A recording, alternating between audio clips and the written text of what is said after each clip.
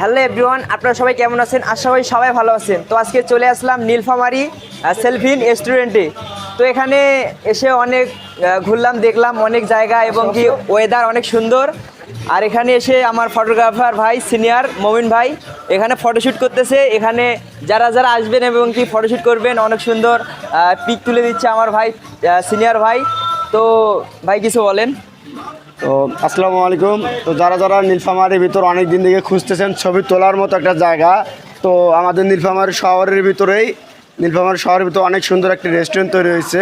তো যারা যারা ছবি তুলতে চাও তারা আমার ইনবক্সে যোগাযোগ করতে পারো। ভাইয়ের সাথে ভাইয়ের ওখানে বায়োতে নাম্বার দেওয়া থাকবে, তারা আমার এখানে এসে যোগাযোগ করে ছবি তুলতে পারো।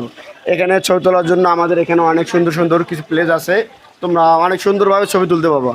তো যারা নীলফামারীর ভিতর অনেক দিন থেকে খুঁজতেছো তাদের জন্য একটা অনেক সুন্দর একটা প্লেস আছে, তোমরা চলে এসো এখানে ঘুরতে। এবং অনেক সুস্বাদু খাবার এখানে আছে।